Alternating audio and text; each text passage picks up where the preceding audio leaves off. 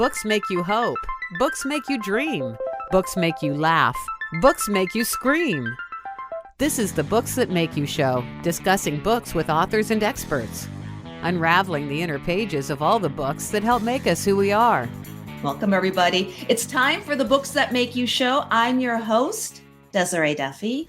And today we're talking about books that make you see the future of live streaming and digital media. Live stream events like the BookFest, which Books That Make You is a presenting sponsor of, and a brand that I personally founded and created along with the Black Chateau team. Well, live stream events are becoming more and more popular. The pandemic, I think, pushed us more so into this digital landscape. And we began embracing live stream events in order to maintain those connections to the outside world. That momentum is still very strong. Our guest today is Ross Brand. Now, he helps creators and entrepreneurs monetize their talent and expertise. Over the past 7 years, he's worked with Emmy Award winners, Hall of Fame podcasters, YouTube stars, the list goes on and on. Now, he has hosted shows for leading industry brands like StreamYard. By the way, we're on StreamYard right now. That's what we use too. BeLive, LiveU. He served as a brand ambassador for Wirecast. Switcher Studio selected Ross as one of the 5 live video experts to follow. His digital media insights have been featured by Nasdaq, Psychology Today, Forbes, and Ross's first book, 100 Live Streaming and Digital Media Predictions, there it is, won 7 book awards so far, including a BookFest award. And it's reached number 1 in 17 different Amazon categories. And all my bookish lovers out there, you know exactly how phenomenal reaching 17 categories is on Amazon. That's amazing. And he has book number 2 coming out soon. Ross, hello. Thank you for joining us.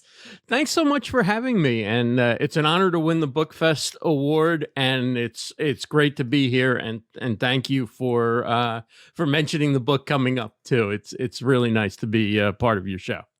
Oh, absolutely. So, and yeah, I want to talk about book 2, because I think that's one of the things is the landscape is constantly changing. But let's start with book 1 and just tell us about it. Give us the rundown if you could. Sure. So basically the way the book came to be was live streaming to social media as we kind of know it, or live streaming on social media platforms, is relatively new. I discovered it in 2015 and was excited to find that, you know, people are pretty good at this. I had a background in radio and then I left broadcasting. Wasn't planning to ever do any of this again. And I fell in love with it again. And I thought with all that's changing quickly in this space and, you know, people really doing some interesting content, let's ask some of the people who are the leaders in the space for their predictions and what they think is coming up in the next year. That was as 2015 turned to 2016. What did it mean that Facebook was going to launch Facebook Live, or some of the, will that kill off Periscope? You know, those were some of the issues that a lot of people were discussing. What about AR and VR, augmented reality, virtual reality? It seems like every year is the year of augmented reality and virtual one day. But now with the Metaverse, that's a big topic that's definitely some of our contributors covered. So I started doing these predictions. I had done them for several years. And at the 5th anniversary of my company, Livestream Universe, I put together a show in which I invited everybody who had been a guest on my show or contributed to the predictions. And I had all these people there, and I said, you know what? Instead of chasing them down to get predictions, what if after we chat a little bit about the last 5 years, I asked them for a prediction? And of course, when people give a prediction in, verbally, as opposed to writing it out, they'll write out a few sentences, they'll keep it concise. But when we speak, it's a little more, you tend to go a little more in depth. And then there's the conversation that happens before the question. And then there's maybe I asked the follow-up, or maybe I gave my reaction and then they responded to my reaction. And so by the time my transcript turned out to be approximately a 5-hour live stream, I had, 45,000 words or something. And I said, once I clean this up and then I'll add some components as well. This is book length. And at this time, this was during the pandemic. All of a sudden, I don't think this is just interesting to industry people and enthusiasts of new technology and live streaming. This is now these digital media, audio and video tools. And we go beyond that. We go into all sorts of online business and e-commerce and such. But all these tools are of interest to people in the general world now, people who never thought they would use a webcam or a microphone and get on a live video. That's not for me. I just do my meetings in person. Well, now they had no choice because they were forced to work from home. They were trying to stay safe from the pandemic. And so I thought it was the right time to try and reach beyond the specialist and the enthusiast and get the book published in book form so that other people would have a chance. And obviously the response has been amazing. And I don't think it's an area that a lot of people talk about because it's still a new area, live streaming. And a lot of the technology is always developing. So I think it gave people, with the history of through the conversations and everything, gave people a flavor not only of the technology and the strategies, but also kind of the community and what people are like who work in the industry or are professional creators. So it turned out to just be a really, really enjoyable project. Oh, I can imagine. I love the way that came together. And it seems in many ways, right place, right time. And I often wonder too, and I've had this conversation with plenty of people, can you imagine the pandemic hitting 15 years, even 10, even 5 years earlier? Because it seemed like technology like Zoom and everything that you talk about was poised for something like that and gave us the ability to be connected. Grandma and grandpa never would have gotten on Zoom if it wasn't for that necessity of talking to the grandkids during lockdown. What do you think? I couldn't even imagine it now. And yet the world that we lived in 5-6 years earlier would have been a tremendous struggle for people to continue working, for them to continue selling products and services that, used to rely on foot traffic, for people to communicate with family, as you mentioned, and continue relationships. And, people are having virtual events that, used to have in-person events. All these things were possible because of the rapid development of this technology, just really in the last 5 years leading up to 2020, because that's when the pandemic hit in early 2020. And, really, when you think about it, a lot of these tools hadn't been around all that long in the big scope. I mean, because 2016, we were wondering what the impact of Facebook Live was going to be, right? And, most people, unless they used it for, recording their podcast or, a virtual event, had never heard of Zoom. And now, let's do a Zoom. Zoom is like Google now. It's just one of those words you use for a video meeting. So it's amazing how much things have changed. Yeah. And like you say, this isn't just for business people and marketers. So how has that kind of changed for you? It seems like the first book was written for that audience.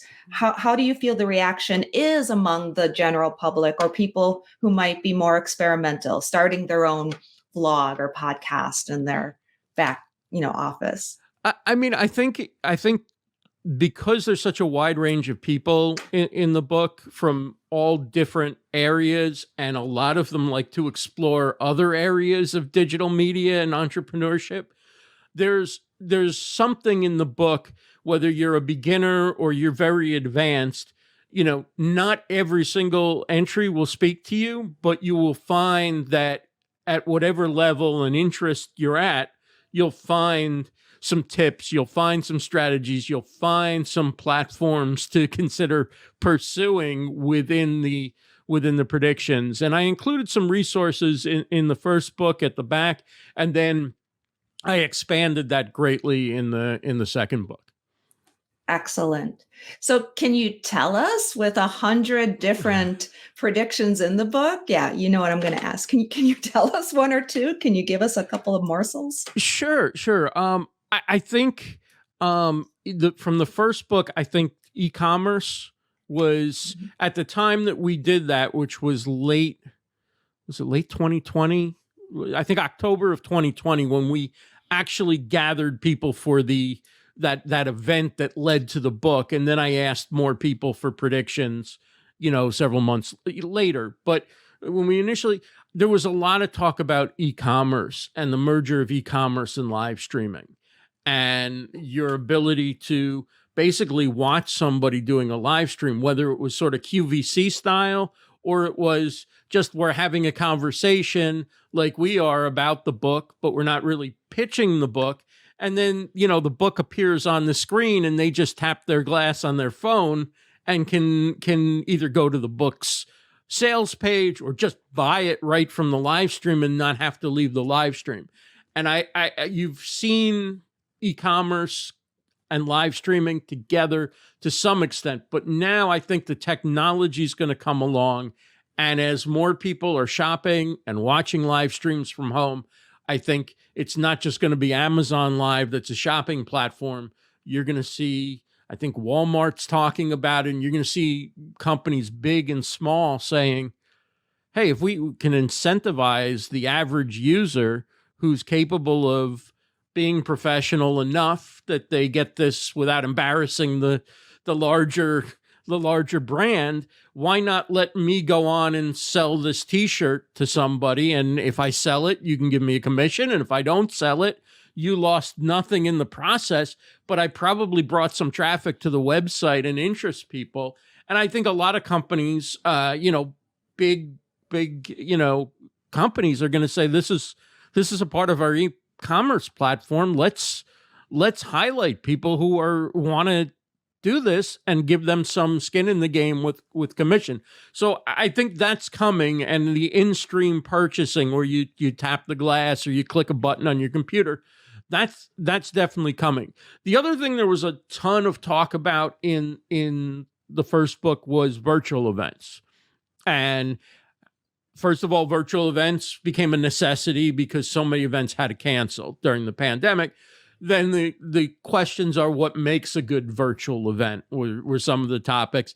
Can virtual events be successful? Should they try and replicate what goes on in an in-person event, or should they have their own unique elements that make for a good virtual event? And then I'd say the third, well, I'd say there's 4 trends, and they kind of, the books are so close together in time, within a year of each other, that these trends kind of spread across the books. But one is vertical video, which is these TikTok and Instagram reels and YouTube shorts. The idea of very quick 10-second, 20-second, 30-second videos that capture attention, and how you can use that as part of either your marketing strategy or to promote a larger piece of content as a lead-in or an adjunct to that.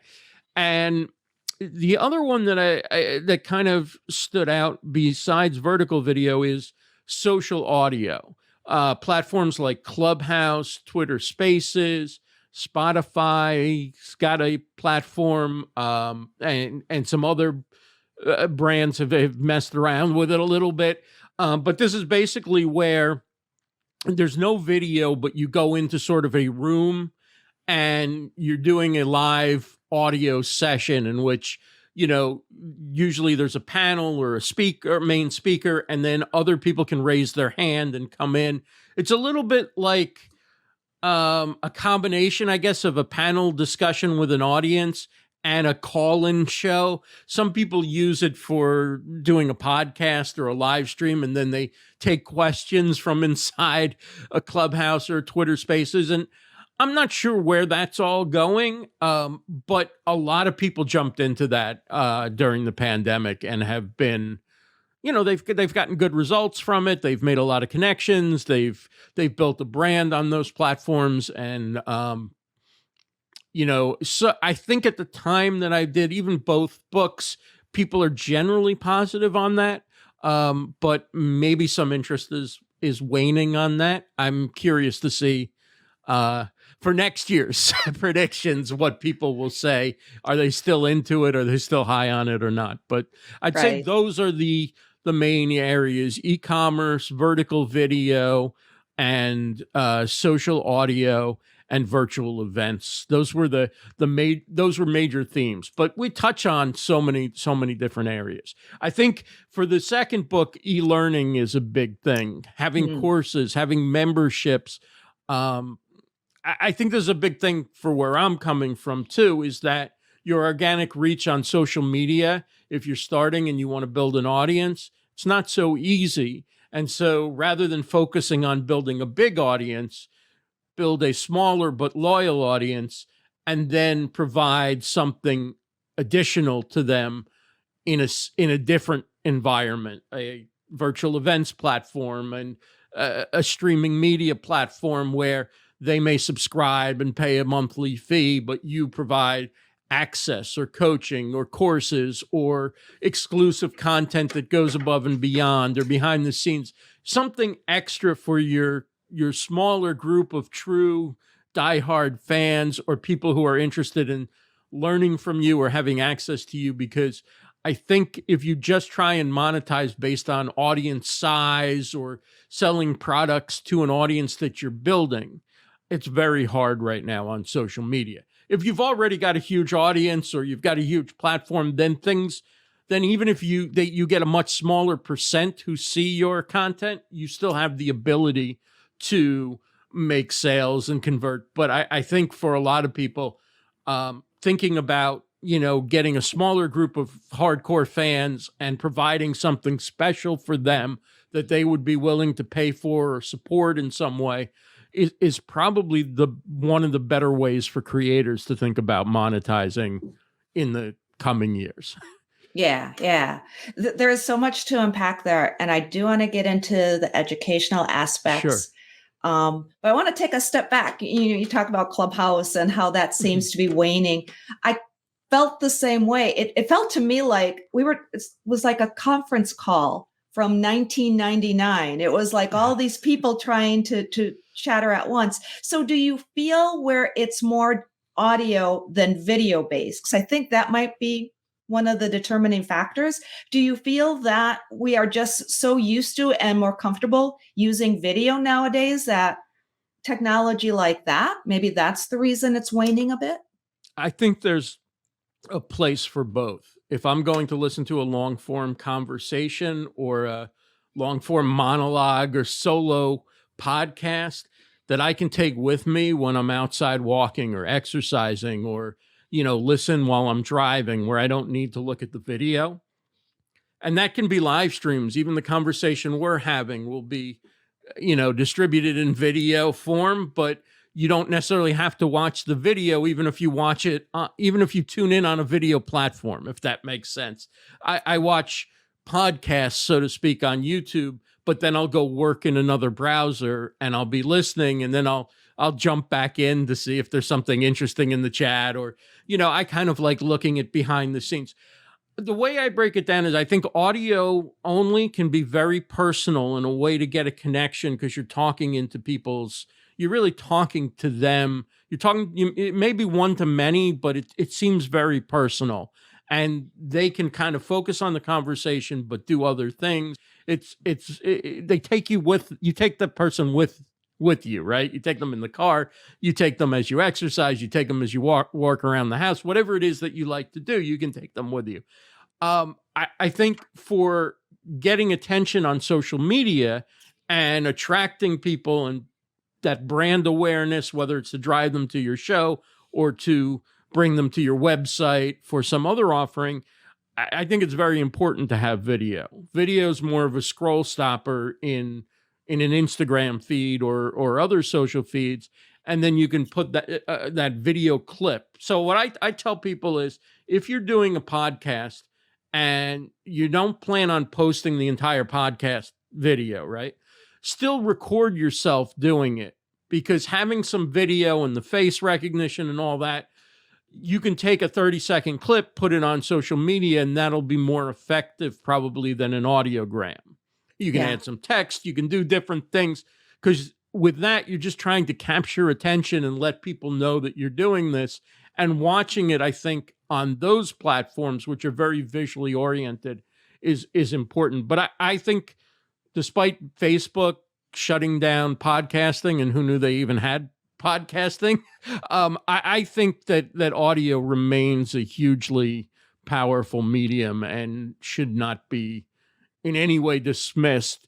I think there's a place for both audio and video, and audio in most videos for live streaming and informational content really is the most important, indispensable technical element, because if the audio goes out, our conversation's over. But if the video goes out, you still have a conversation that you can share with the world.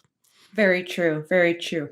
Curious, you talk about creators being able to provide content that is more educational in nature, courses, follow me and I'll be able to show you how to do this, that, or the other thing. I'm curious what your thoughts might be for education, because again, during pandemic, we saw schools suddenly, reverting to Zoom for classes, and maybe Zoom wasn't the best platform for that. So what predictions might you have about the education, public education?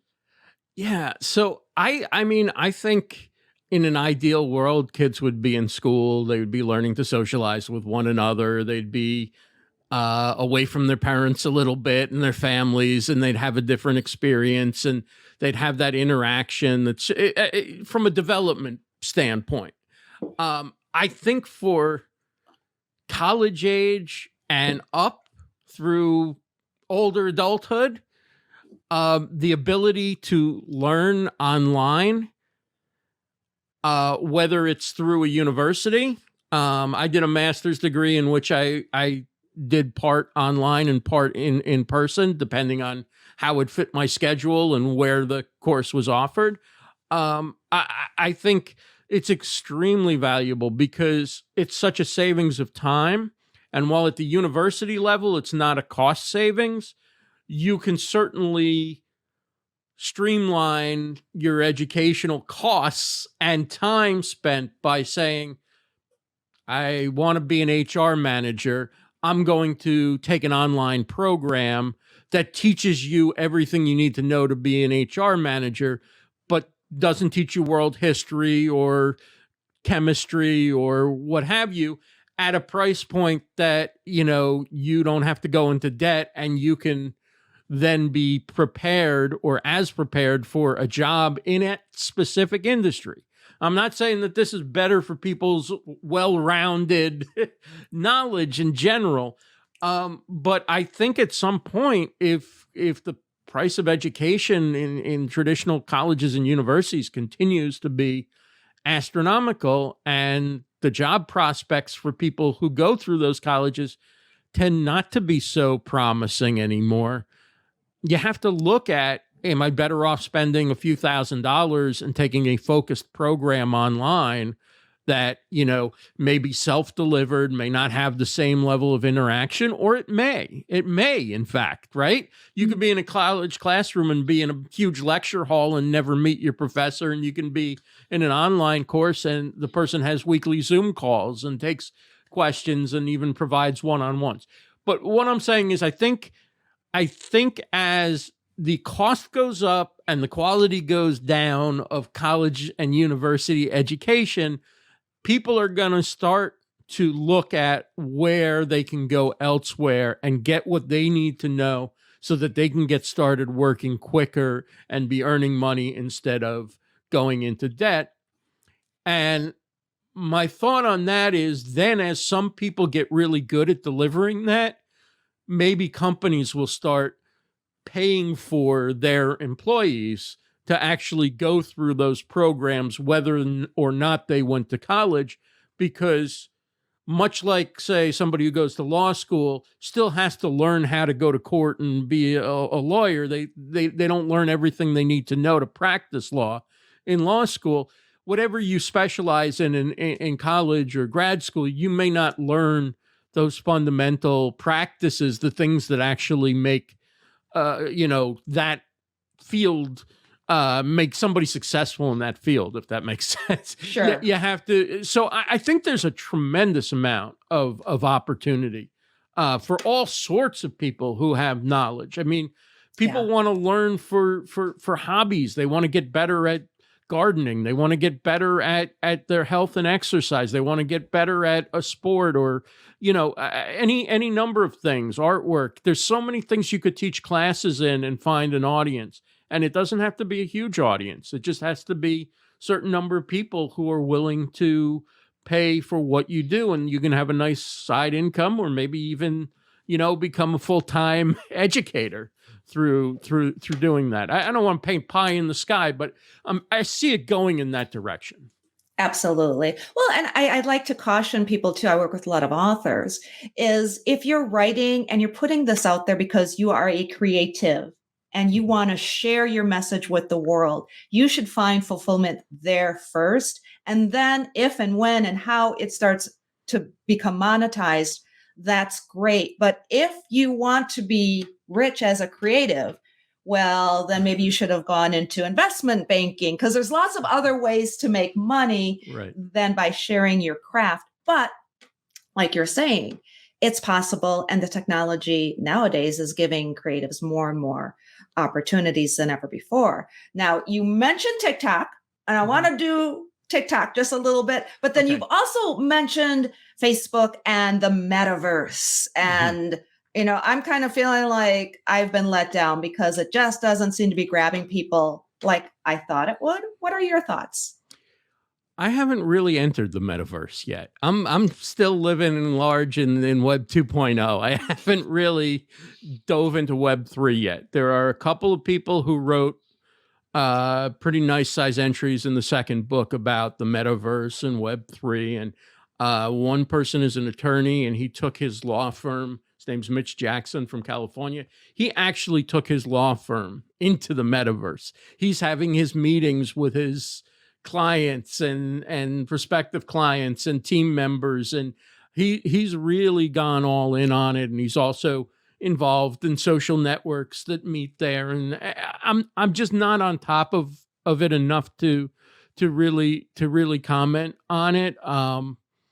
I want to save some time and space in my life for offline too. So, but I think between the Metaverse, cryptocurrency, NFT, all that stuff, which isn't my area, I know that I need to start learning about it, because it may be the wave of the future. It may be not what it is now, but it may become something that,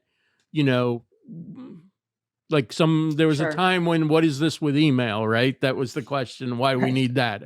Can't I just call you? Or, so there may be a time when that's how we transact, because it's faster, or it's quicker, or we can share information in a better way.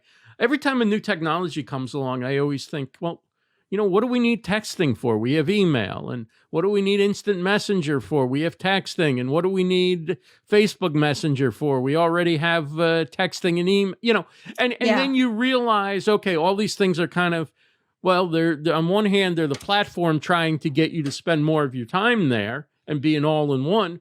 But there's also, it's just quicker time. So you connected to somebody on this platform, you see that they're online, bing, I send them a message there. So somehow this stuff will eventually become useful.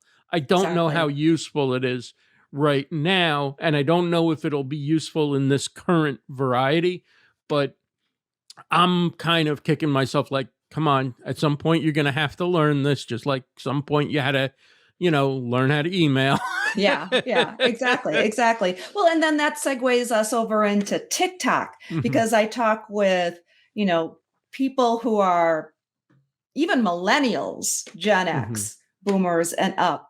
And the generation of TikTokers tends to lean very young, but yet it's the wave of the future. Any thoughts or advice for people who might be wondering what TikTok is all about? My advice would be, if you enjoy that, if you enjoy creating those kind of videos. And I know people who are, 50s, 60s, 70s and up who do TikTok. And I know people who are 20 who despise it.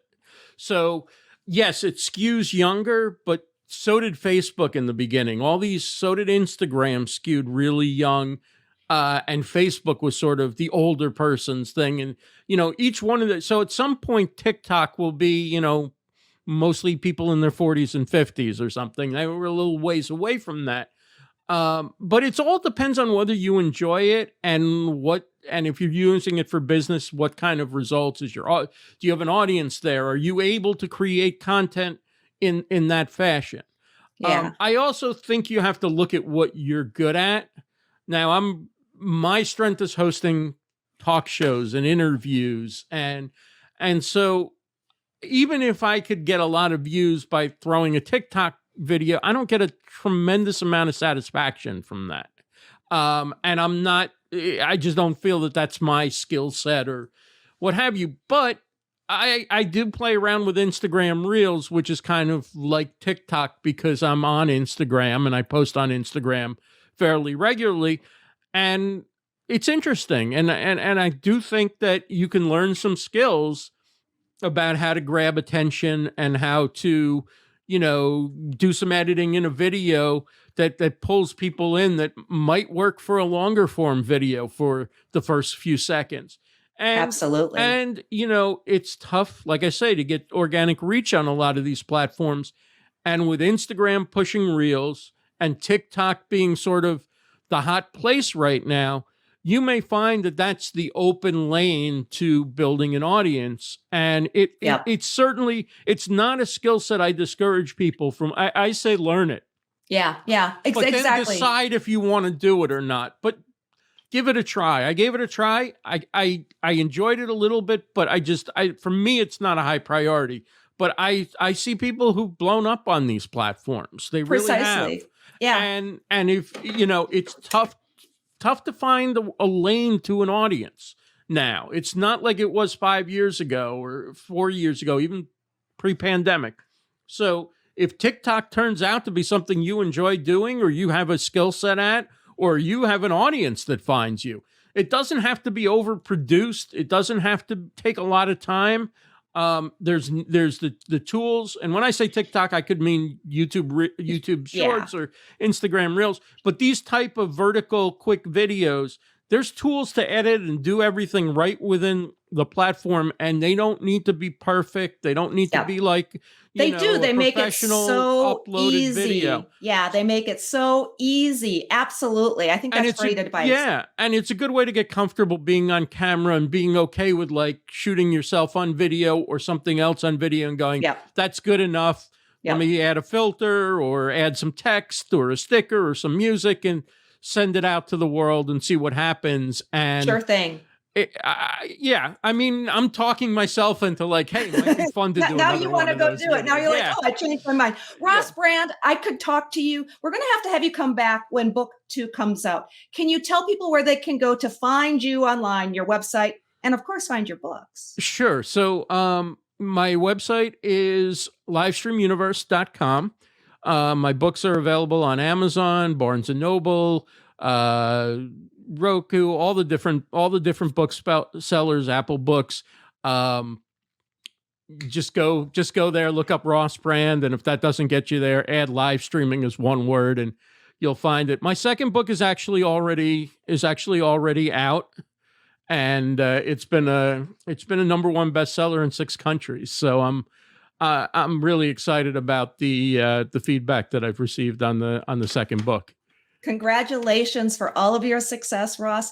Thank you for being with us today. Appreciate it. And thank you, everybody, for joining as well. Again, my name is Desiree Duffy on the Books That Make You show. You can find out more about us on our website, booksthatmakeyou.com. We are on Facebook, Instagram, and we are on TikTok as well. Until next time, all of my bookish buddies, please enjoy all of the books that make you exactly who you are. The host and executive producer of the Books That Make You show is Desiree Duffy. Sound mastering and engineering by Dave Napox. Social media and content promotion by Siddhi Jahagirdar. Copywriting and editing by Mike Robinson. The Books That Make You Show is an award-winning podcast produced by Black Chateau Enterprises.